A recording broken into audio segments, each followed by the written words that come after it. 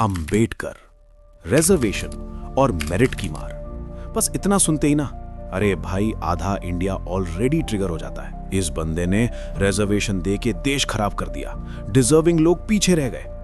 बाबा एक सेकंड रुक जा जरा, ये वीडियो तुझे गलत प्रूव करने के लिए नहीं है, ये वीडियो तुझे कंफ्यूज करने के लिए है। क्योंकि जो तू मानता आ रहा है ना, शायद वो पूरी कहानी ही नहीं है।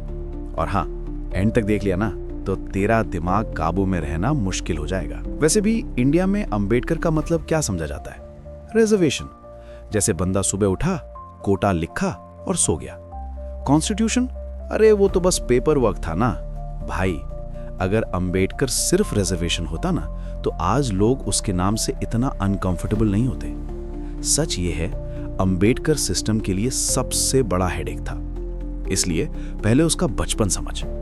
अंबेडकर का बचपन। अंबेडकर कोई शीश महल में पैदा नहीं हुए थे मारे भाई। गांव, दलित फैमिली और कास्ट सिस्टम का रॉ वर्जन।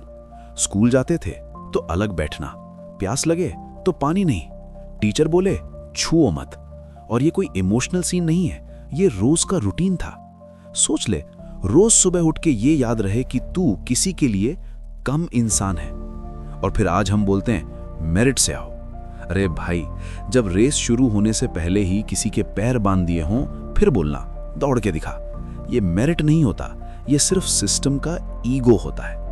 और यहीं पे गेम चेंज होता है। अंबेडकर ने डिसाइड किया कि अगर सिस्टम मुझे घुसा नहीं रहा तो मैं सिस्टम को ही समझूंगा।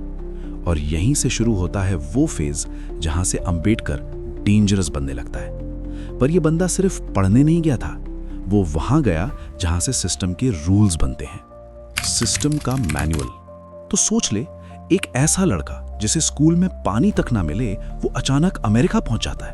अरे भाई, ये बॉलीवुड का सीन नहीं है, ये अंबेडकर की लाइफ है। कोलंबिया यूनिवर्सिटी, फिर लंदन स्कूल ऑफ इकोनॉमिक्स। अब यहां एक बात समझ, अंबेडकर वहां सिर्फ डिग्री लेने नहीं गया था, वो वहां सिस्टम को डाइसेक्ट करने गया था। जैसे कोई मैकेनिक हो ना, जो गाड़ी देख के बोले प्रॉब्लम इंजन में नहीं है, डिजाइन ही गड़बड़ है। अंबेडकर ने वही किया। कास्ट, इकोनॉमी, पावर, लॉ, हर चीज को खोल खोल के देखा। सिस्टम ने जिसको एंट्री नहीं दी, उसने सिस्टम का मैनुअल ही पढ़ लिया।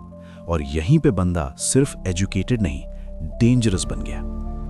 पॉलिटिक्स में एंट्री विदाउट बैकिंग। 1940s का इंडिया, पॉलिटिक्स मतलब पावर, क्राउड, कास्ट। और अंबेडकर के पास ना मास फॉलोइंग, ना इमोशनल स्लोगन्स, ना मैं गरीब हूं ड्रामा। फिर भी बंदा टिका। कैसे? दिमाग से। अंबेडकर ने पॉलिटिक्स को मंदिर नहीं माना, वो पॉलिटिक्स को टूल मानता था। टूल जिससे राइट्स मिलते हैं, ना कि भगवान जिससे पूजा की जाए। इसलिए वो किसी के नाम से इंप्रेस नहीं होता था, ना गांधी से, ना कांग्रेस से।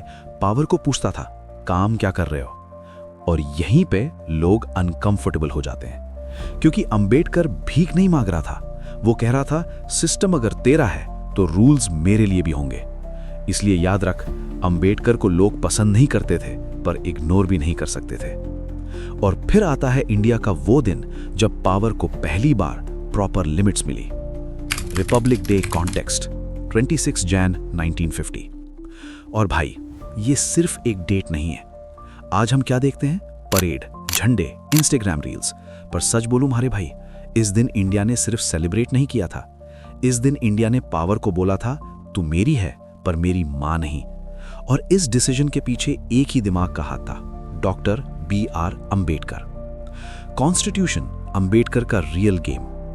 अंबेडकर ड्राफ्टिंग कमेटी के चेयरमैन थे और हर आर्टिकल लिखते वक्त उनके दिमाग में एक ही सवाल होता था, अगर कल पावर गलत हाथ में चली गई तो कौन बचेगा? इसलिए कॉन्स्टिट्यूशन उनके लिए भगवान की किताब नहीं थी, वो सेफ्टी लॉक था। जैसे घर में गेट लगाते हो ना, ये सोच के कि चोर आएगा ही नहीं, पर अगर आ गया तो घर पूरा लूट के ना ले जाए।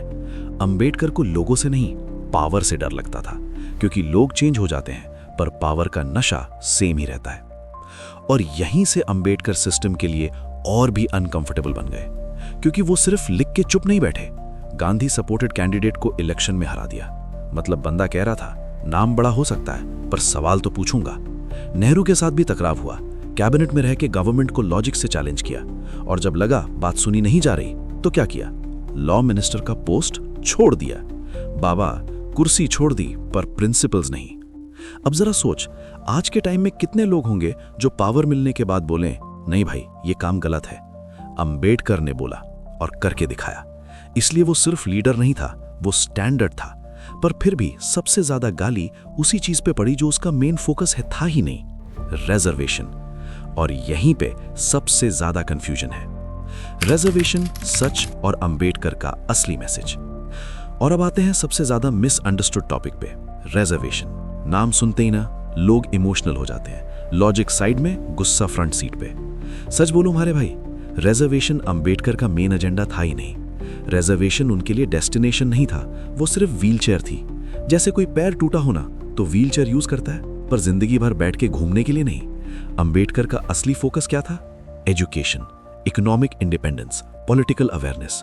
क्योंकि वो जानते थे जब तक दिमाग स्ट्रांग नहीं होगा, सिस्टम हर बार दबा के चला जाएगा। और एक बात और समझ ले, अंबेडकर रिजर्वेशन को परमानेंट सोल्यूशन नहीं मानते थे। वो बोलते थे लॉ को सोसाइटी के साथ इवॉल्व होना चाहिए। मतलब अगर सिस्टम सेम रहा पर सोसाइटी बदल गई तो कॉन्फ्लिक्ट होगा। अगर आज अंबेडकर जिंदा होते ना तो शायद रिजर्वेशन पे सबसे पहला सवाल वो खुद उठाते। इसलिए ब्लाइंड सपोर्ट भी गलत है और ब्लाइंड हेट भी।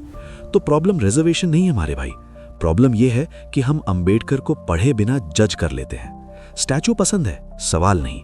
सेलिब्रेशन पसंद है, थिंकिंग नहीं। हम लाइक्स और कमेंट्स में लड़ते रहते हैं और सिस्टम ऊपर बैठ के मस्त चिल करता है। और एक बात जो लोग कन्वीनियंटली भूल जाते हैं हमारे भाई, अंबेडकर सिर्फ कास्ट के लिए नहीं लड़ रहे थे, उनका विजन कास्ट न्यूट्रल था। विमेन्स एजुकेशन, चाइल्ड मैरिज के खिलाफ आवाज, फोर्स्ड विडोहुड का विरोध और equal pay for equal work. बता दूं एक क्लियर बात, ये सारी चीजें ना एससी के लिए थी, ना एसटी के लिए, ना ओबीसी के लिए। ये रिफॉर्म्स इंसान के लिए थे। अंबेडकर का सवाल कास्ट नहीं था, अंबेडकर का सवाल था क्यों किसी को कम समझा जा रहा है। और जो इस पे बोले ये कास्ट पॉलिटिक्स है, वो या तो हिस्ट्री नहीं जानता या जान के अनजान बन रहा है। और यहां एक और अनकंफर्टेबल ट्रूथ सुन ले, जैसे कुछ लोग अंबेडकर को रिजर्वेशन के नाम पे हेट करते हैं, वैसे ही कुछ लोग उनको अंधा वर्शिप करते हैं। दोनों गलत है हमारे भाई। अंबेडकर भगवान नहीं थे और ना ही विलन। वो एक थिंकर थे, रेबल थे और सिस्टम को चैलेंज करने वाले आदमी थे। इसलिए बात सिंपल है, neither hate him nor worship him. बस एक काम कर, समझ उसे और फॉलो कर उसके प्रिंसिपल्स। क्योंकि अंबेडकर ने कभी नहीं बोला मेरी बात मान, उन्होंने बोला सोच। और याद रख, जो लीडर तुम्हें सोचने से रोके वो तुम्हारा नहीं हो सकता। अंबेडकर तुम्हें अनकंफर्टेबल फील करा सकता है, पर वही उसकी असली वैल्यू है। और आज का सबसे बड़ा टेक अवे सुन ले, अंबेडकर का मैसेज ये नहीं था कि मुझे फॉलो करो, उनका मैसेज था सिस्टम को समझो और पावर को कभी पूजा मत बनाना।